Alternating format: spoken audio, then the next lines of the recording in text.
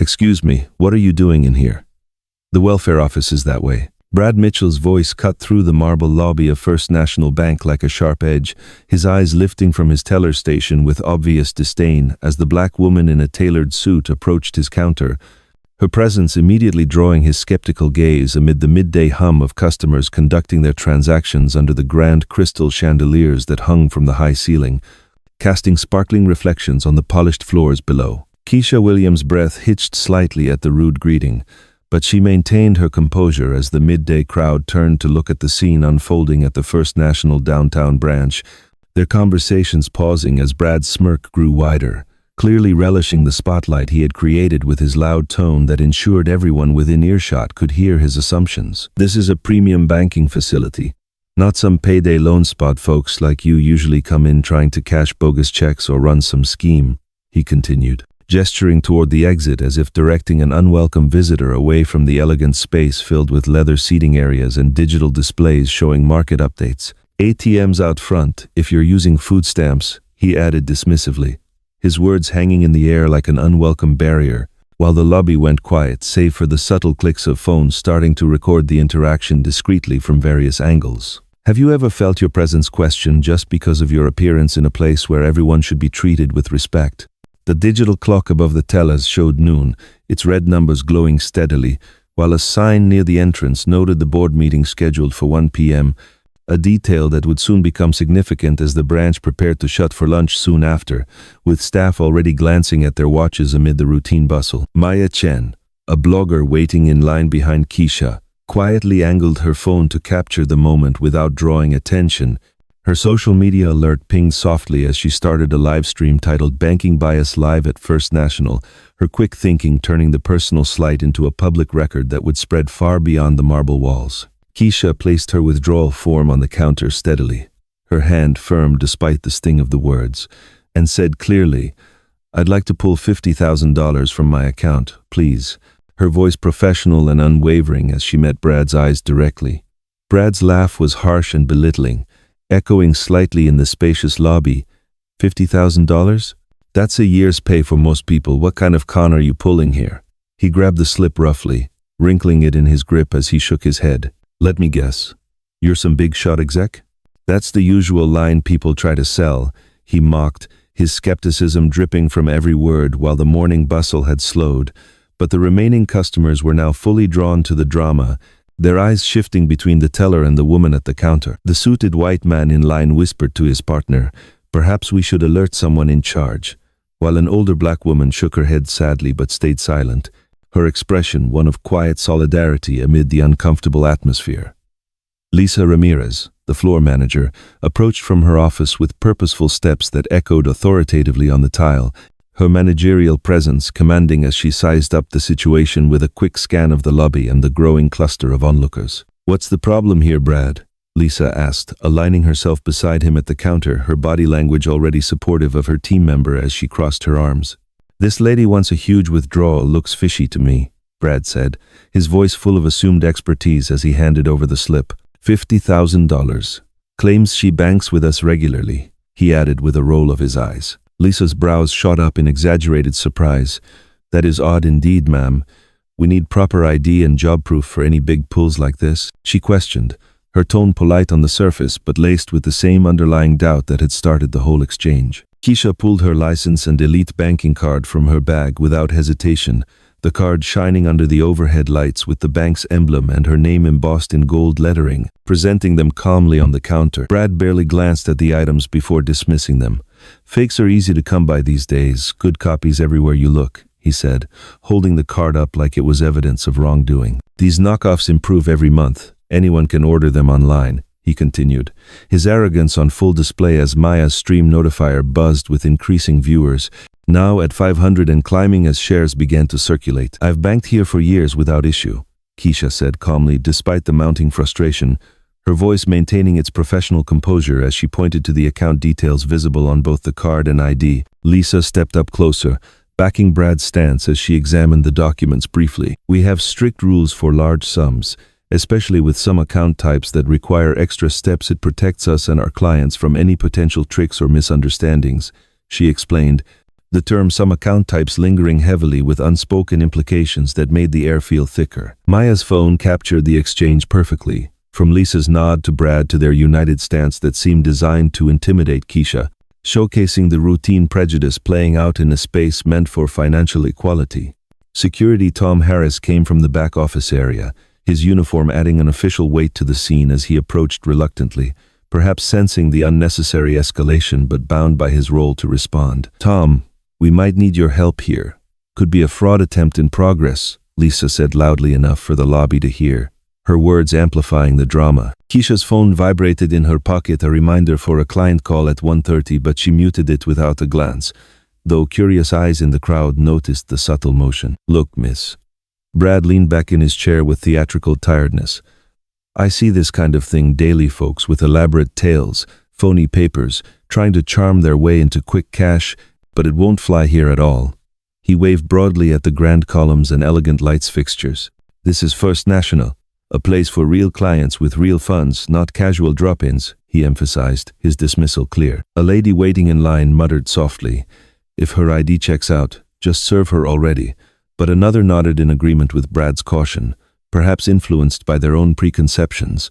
"We'll need more papers to proceed," Lisa said, grabbing a stack of forms from behind the counter. "Job verification, income proof, source of the funds, and a full explanation of what you plan to use it for. We have to be thorough," she added, the requirements feeling excessive in the moment. Keisha's bag rested on the counter, holding important deals that could shift the banking landscape, but to them, she was just an appearance to judge, their assumptions based solely on bias rather than facts. "The system is showing flags on this account," Brad fibbed as he pretended to study his computer screen, red flags that need extra steps to clear up. Maya's viewers hit 1,200, with comments rolling in. "This is awful. Alert the media. Where is this happening?" She held her phone steady, capturing every word and gesture for the growing audience. "Board meet in 45 minutes, the speaker announced overhead. "All heads to the room by 1:10 for prep."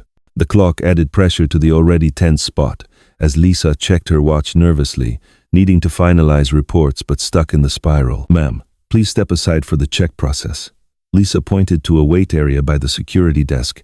It could take some time to verify everything properly. The suggestion was meant to embarrass, making Keisha wait like a suspect while others conducted their business without hindrance.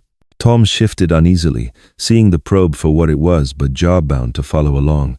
Maya's count reached 2,300, phones out now from more in the crowd, the scene drawing a small group that murmured in disbelief. "Are they seriously grilling her over a simple withdrawal?"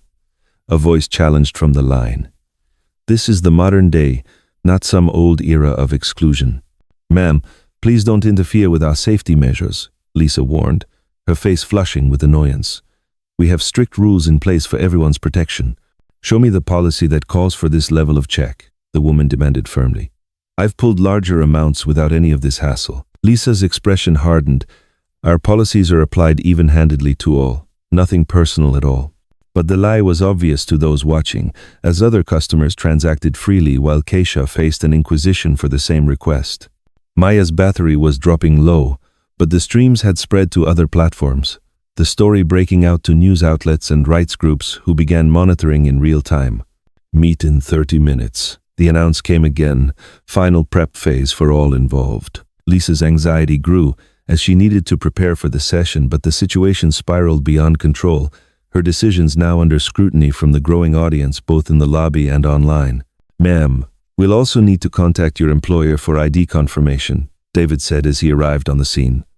"What firm do you work with?" The question assumed low pay or none, his tone condescending. "I'm independent," Keisha replied calmly, undeterred. Brad snorted dismissively. "Independent? Sure, you are a consultant with no real proof to back it up." Maya's 3,800 viewers now, news embedding the feed as the hashtag number #BankBiasBlack gained momentum across social channels. "Ma'am, provide more ID like social security and job papers if you have them," Tom said with reluctance, his tone apologetic but following orders.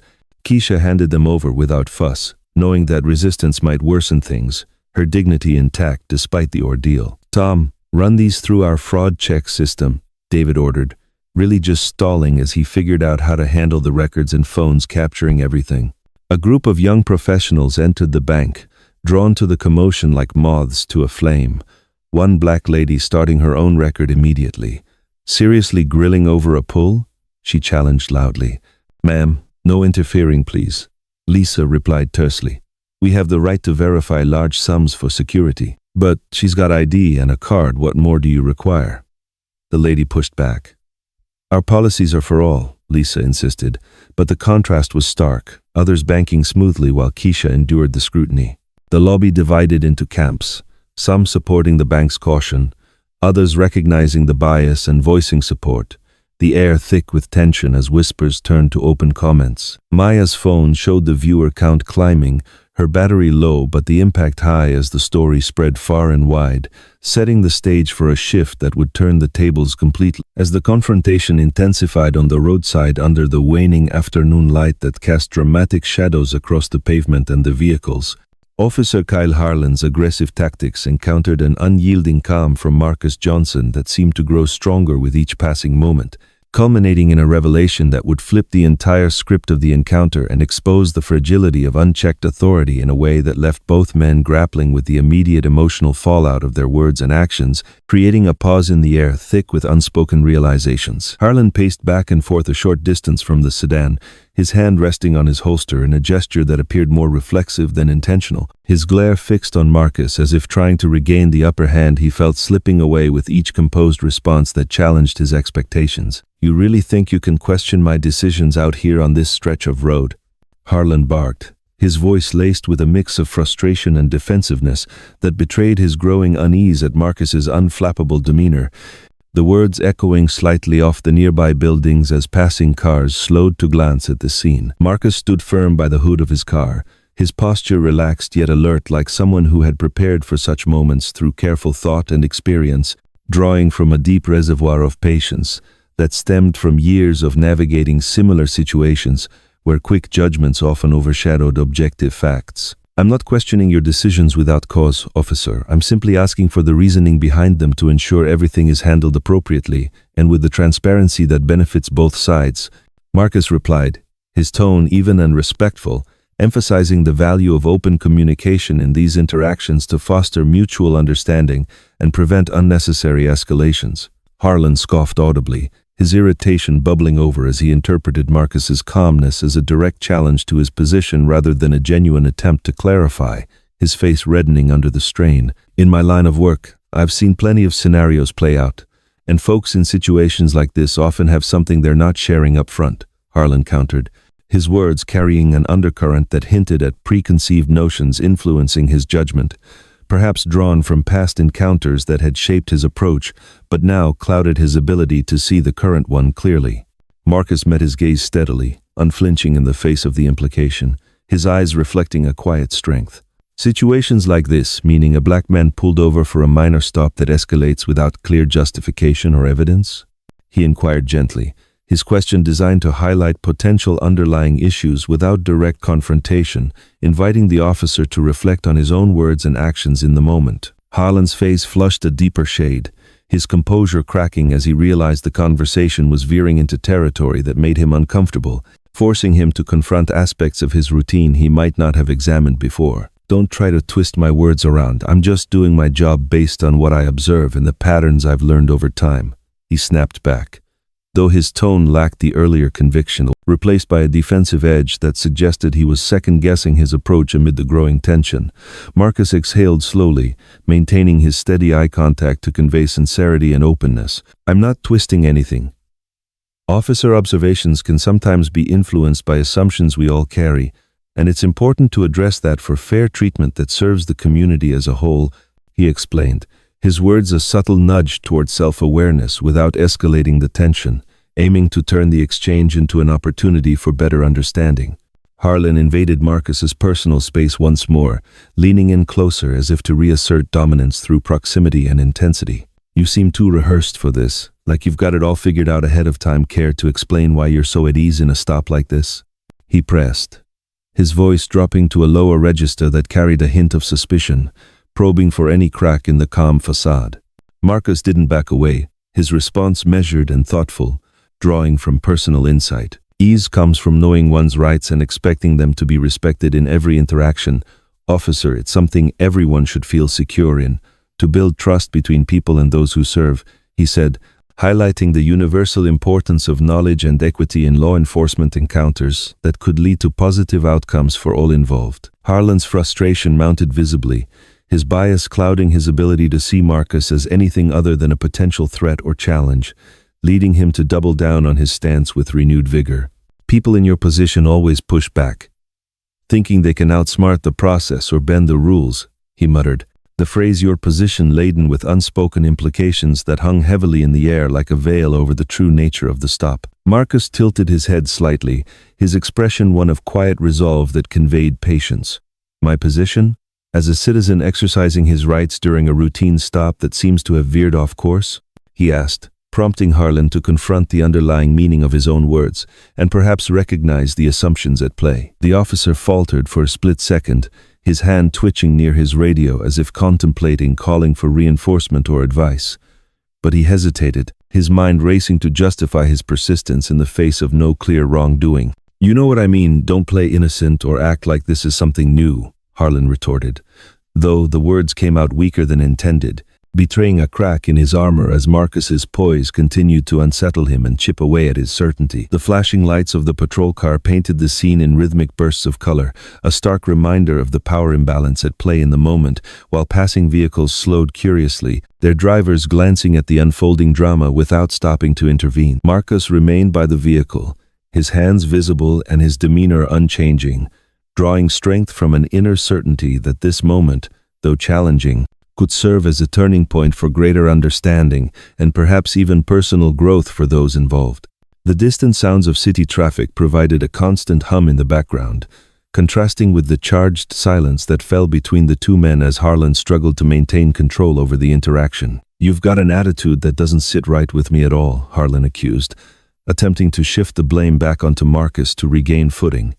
Attitude?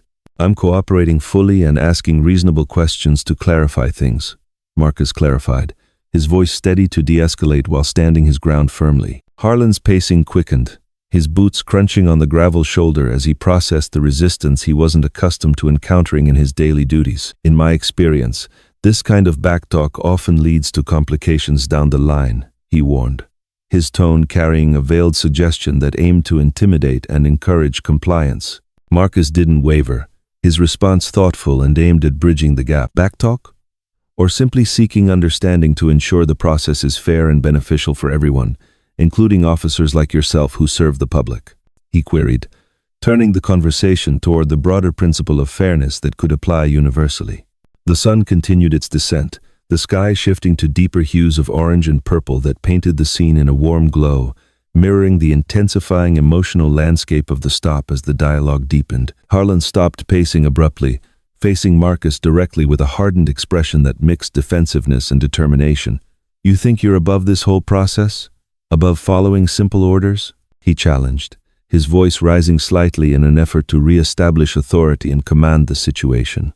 Marcus shook his head calmly, his reply grounded in reason. Not above anything at all, just expecting the same level of respect afforded to any driver in a similar situation, regardless of background, he said, emphasizing equality as a core value that should guide all interactions. The officer's radio crackled faintly with dispatch chatter in the background, a reminder of the larger system at work behind the scenes, but Harlan ignored it, focused intently on the man before him. I've pulled over hundreds of vehicles, and I know when something feels off or out of place, Harlan insisted, clinging to his intuition despite the lack of concrete evidence to support his prolonged scrutiny. Marcus nodded acknowledgingly, his tone conciliatory yet firm. Intuition is valuable in your role, but it should be balanced with facts and fairness to avoid misunderstandings that affect the community as a whole, he suggested, promoting a more objective approach that could benefit both sides. Tension built like a gathering storm on the horizon, with Harlan's bias becoming increasingly apparent through his persistent probing and defensive posture, while Marcus's resilience highlighted the strength in measured responses that could lead to positive resolutions. This phase of the encounter, charged with verbal sparring and underlying revelations about character, set the stage for a pivotal shift that would bring to light new perspectives and challenge long-held assumptions. As twilight enveloped the scene more fully, the flashing lights continued their dance, a beacon of the ongoing dialogue between power and justice that promised to evolve in unexpected ways. Harlan's frustration peaked, leading him to a final probe before the truth emerged. "What's your story, anyway? Why so slick with all these answers?" he demanded, his curiosity mixed with suspicion. Marcus paused deliberately, his revelation imminent and poised to alter everything. "My story? It's about ensuring fairness in every stop like this one, officer," he hinted, setting the stage for the flip that would expose the fragility of unchecked assumptions and spark a moment of profound realization. The chapter's intensity built through these exchanges, culminating in the moment of truth that would shatter illusions and spark reflection on personal and professional levels, drawing the narrative forward with emotional depth and insight. As the debate reached its zenith with tensions at their peak, and the audience hanging on every word exchanged between the participants, J.D. Vance pulled out prepared documents from his inner pocket with a deliberate motion that commanded attention, unveiling layers of scrutiny that shifted the focus from rhetorical back and forth to a call for accountability, exposing alleged inconsistencies in Ilhan Omar's record and sparking a nationwide wave of reflection and support that extended far beyond the broadcast's immediate reach into homes and communities across the country. "Since you demand facts as the cornerstone of this discussion, here's a closer examination of your track record," he said calmly, opening the folder with a resounding thud that echoed through the studio, the papers inside symbolizing a commitment to transparency amid what he portrayed as opacity in public service and decision-making. Campaign funds diverted to family businesses, hundreds of thousands in what are labeled as reimbursements but raise questions about the proper stewardship of public trust and resources, he detailed, holding up a page for emphasis as he cited specific figures from publicly available audits that suggested patterns warranting further review, all while maintaining a tone of factual presentation rather than heated accusation. Omar's face paled noticeably, her voice wavering as she sought to defend her actions with explanations. "These are misrepresentations and attempts to distract from the real issues at hand that affect everyday people," she countered, her words carrying a defensive edge as she tried to steer the conversation back to broader societal themes. Vance held up another document, his approach methodical and focused on clarity. "Audits and public records don't align with that narrative. Consider the trips to high-end destinations funded by taxpayer contributions. While communities in your district face ongoing challenges like access to essential services and support," he elaborated, listing examples of expenditures on accommodations and travel that appeared disconnected from constituent needs, emphasizing how such choices could be viewed as out of touch with the priorities of those represented, and urging a focus on effective stewardship that benefits the public. She stammered in response, her composure cracking under the spotlight of the discussion. "Those were for important outreach and efforts to address global concerns," she explained, attempting to provide context for the decisions made. Vance shook his head gently, his rebuttal grounded in calls for openness. "Outreach? Available reports indicate elements of luxury, like premium stays and exclusive events. Folks back home deserve clear explanations on how that directly serves their interests and improves their daily lives," he suggested, encouraging public accounting as a way to build and maintain trust in leadership roles. Cheers rose from sections of the audience, murmurs turning to expressions of agreement as he continued to advocate for ethical practices in governance that prioritize transparency.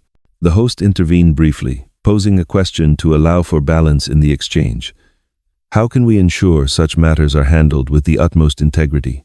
he asked, aiming to guide the conversation toward constructive paths forward. Vance transitioned seamlessly, delving deeper into the implications for public service. "You speak of harmony and understanding in your platforms, yet actions that appear self-serving can undermine that message. Christian volunteers in your district, for instance, have stepped up to organize job training sessions and health fairs, directly addressing local gaps without seeking recognition," he noted, highlighting grassroots efforts that foster community resilience and inclusion, drawing applause from those who valued such initiatives as examples of positive impact. A screen behind them flashed images of these volunteer activities, evoking emotional responses from viewers who recognize similar work in their own areas, with some wiping away tears as the human element came to the forefront of the discussion. These individuals, whom you've critiqued broadly, are the ones comforting families during tough times and supporting education drives. Your words could inspire collaboration instead of creating divides,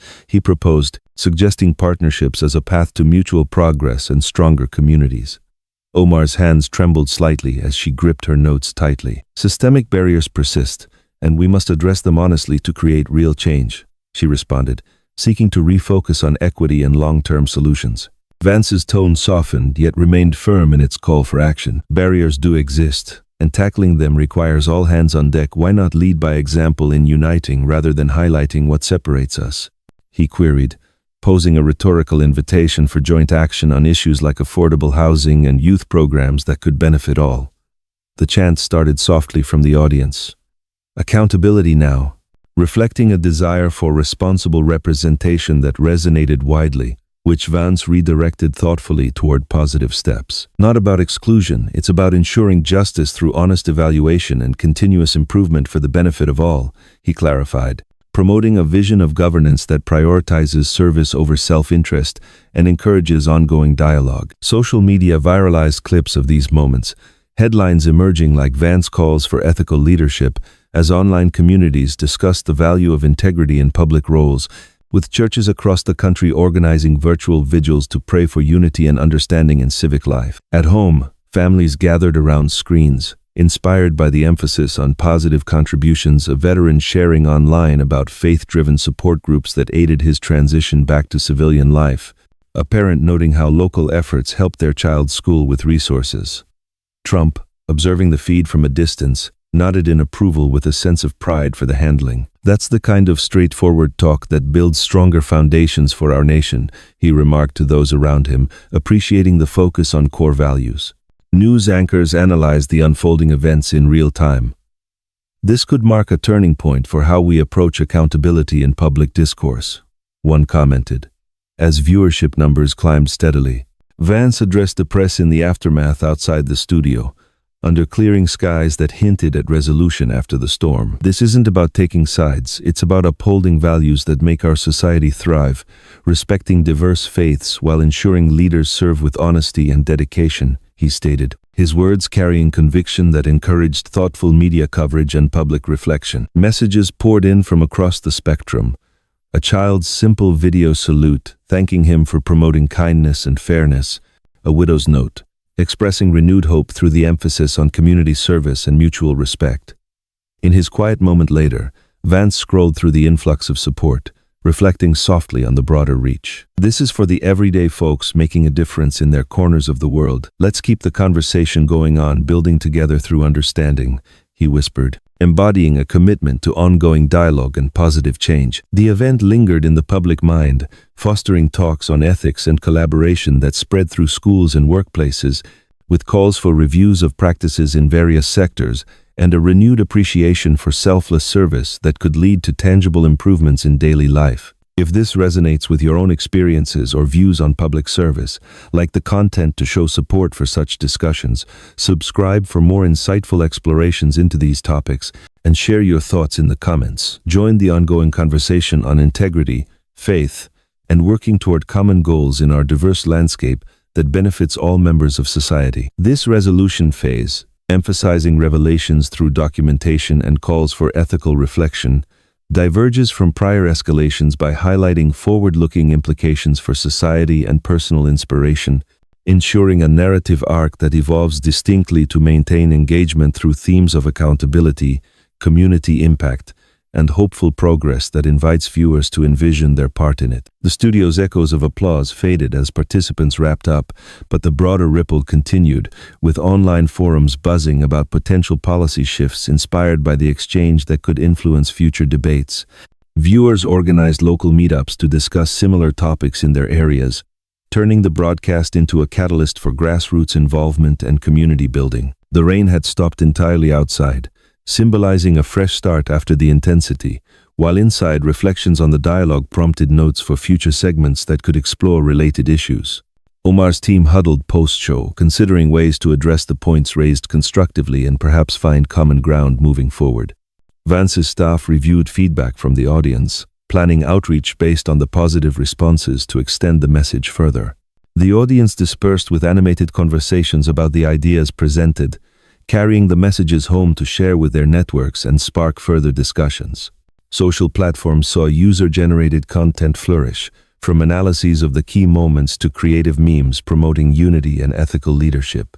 Families reflected over meals on how individual actions contribute to larger harmony and progress, turning the event into a teaching moment for younger generations. The host, in wrap-up comments, teased future episodes on related themes to keep the momentum alive and encourage continued viewer participation. News cycles looped highlights of the exchange, with experts weighing in on the balance of critique and respect in public forums. Churches extended their vigils into community service days, embodying the discussed values through practical actions that helped those in need. Trump shared a brief statement online, reinforcing the importance of honest representation and dialogue in public life. Vance's quiet evening included calls from supporters sharing how the discussion inspired them, each story reinforcing the dialogue's reach and potential for good. The child's video went viral, symbolizing innocence in complex talks and reminding all of the human element at stake. Widows and veterans formed online groups, inspired to advocate more actively for inclusive practices in their communities. The chapter's structure, with its progression from specific revelations to widespread societal echoes, ensures variety by centering on aftermath and legacy, avoiding overlaps with setups or confrontations, thus keeping the overall story dynamic and compelling for diverse audiences seeking inspiration and thought-provoking content that encourages active participation in positive change.